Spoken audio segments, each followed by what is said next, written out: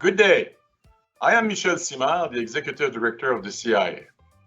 My role in the CIA is to ensure that our leaders, our volunteers, and our staff join their efforts and work together in harmony to achieve the aims of the Institute. I am very proud to be the Executive Director of such an organization.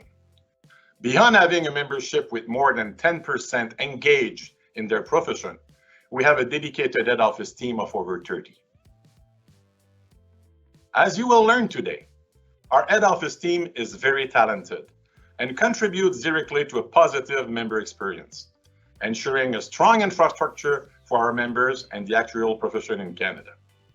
We have diligent hiring practices to ensure that we are hiring the best and brightest, promote a collaborative and encouraging workplace culture, and offer an excellent rewards package to entice long-term employee engagement.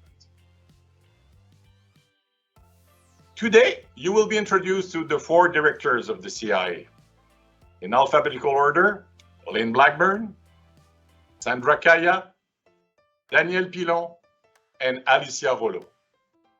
The director will share more about their role and the important work of the teams they oversee. Thank you. My name is Lynn Blackburn. I'm the Director of Professional Practice and Governance.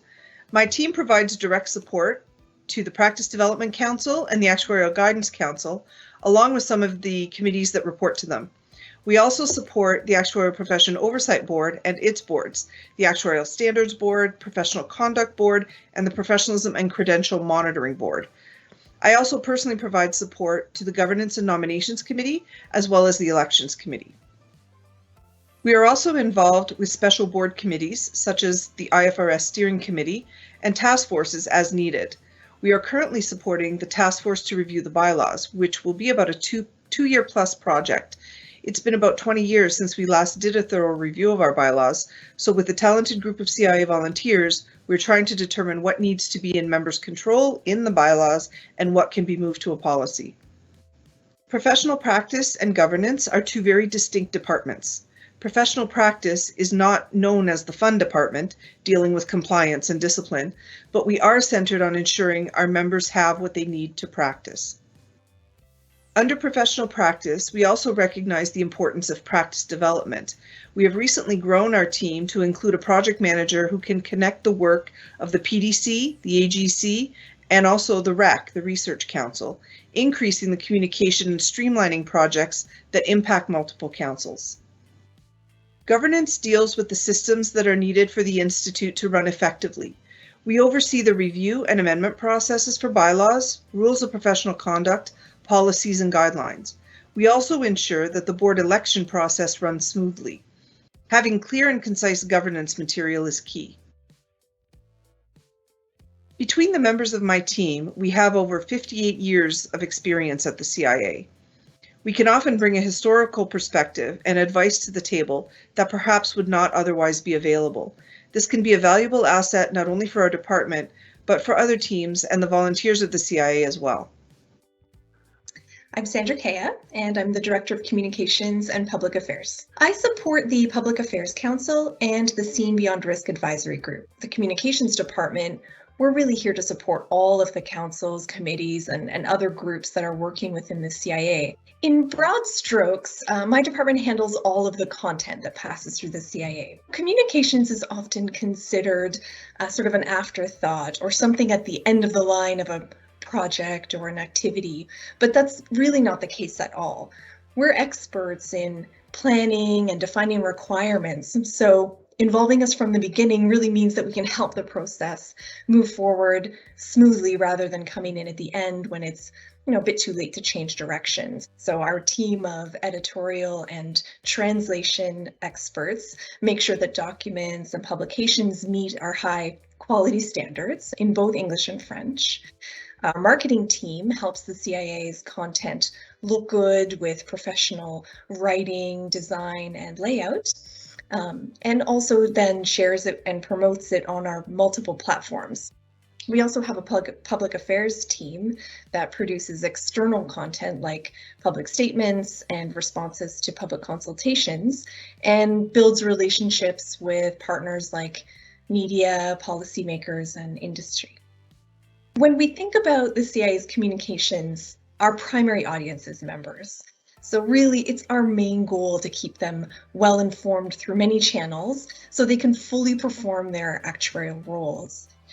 Importantly, we also uphold the bilingualism of the Institute, so members can engage with CIA content in the language of their choice. Communications also means keeping our members in touch with one another and with their personal and professional networks so they can really feel connected to the profession and to their colleagues. And, we hope in the end, really have fun doing it. My name is Daniel Pilo, and I'm the Director of Operations. The departments under operations include people management, accounting and finance, research, volunteer services, information technology, and membership. I personally provide support to the Human Resources Finance Audit and Risk Committee, better known as the HRFAR. I am the point of contact for any questions having to do with our finance, including investments, budget preparation, and expense tracking. Our people management department is focused on ensuring a strong complement of head office employees while looking after employee benefits and rewards, training, HR policies, and legal compliance, as well as ways to ever improve the collaborative culture for our team. The accounting and finance team ensures that the organization's finances are properly managed, from annual budget preparation and expense tracking to operationalizing the investment strategy. In addition, this department is tasked with establishing strong internal controls, as well as maintaining the Institute's accounting records and preparing for the year-end audit. The research department supports the Research Council and its committees in providing management of all CIA research projects, ensuring high-quality outputs, and helping the CIA make a name for itself globally as a leader in actuarial research. The volunteer services team collaborates with the Volunteer Engagement and Development Advisory Group, as well as the Diversity, Equity, and Inclusion Advisory Group. The team manages the full volunteer lifecycle, including recruitment, retention, and recognition. With over 700 volunteers making up about 10% of the membership, this department is critical in ensuring the Institute has the right people in the right places to help the CIA reach its strategic objectives. The Information Technology team works with the IT Advisory Group to maintain and keep current all IT systems and infrastructure. The team provides support to staff and members through their new ticketing system that allows for real-time updates and aids in resolving issues effectively. In a world of increasing reliance on IT, this team is integral in ensuring a positive member experience. Our membership team collaborates with the New Members Advisory Group and is the first point of contact for new members and the main point of contact for those moving from associate to fellow. The team reviews all member applications, plays a key role in the administration and collection of annual dues, and processes the waiver of dues applications. The teams under the operations department are member-focused. I'm proud of their positive outlook and understanding of how their work impacts the CIA and contributes to strong member engagement. My name is Alicia Rollo, and I am the CIA's Director of Education and International Affairs. I directly support the International Affairs Council, as well as the Education and Qualification Council, and board entities from time to time as required where matters relate to either education or international. International activities are mainly devoted to relationships with other actuarial organizations worldwide and to the CIA's participation in the International Actuarial Association, ensuring the CIA is well represented on IA committees with the right people contributing to the advancement of the profession globally. I'm really proud, actually, of our significant contribution to the IA, but we also learn a great deal from other organizations around the world through our participation there. In education, we're responsible really for lifelong learning of members, beginning with our university partnerships and onto the education and qualification of new associates and fellows, and finally in the planning and delivery of all of our continuing education events, such as webcasts, specialty seminars, and the annual conference. And we also manage career outreach activities in the relationship with the Actuarial Students National Association, who of course, are the next generation of CIA members.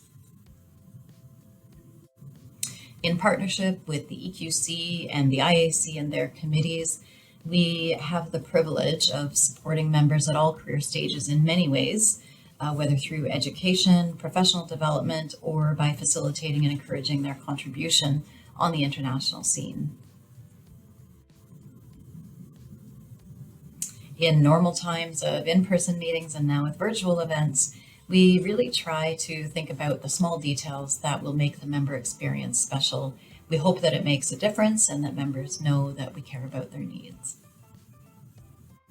Education and qualification requirements change fairly frequently, as do mutual recognition agreements with other organizations around the world.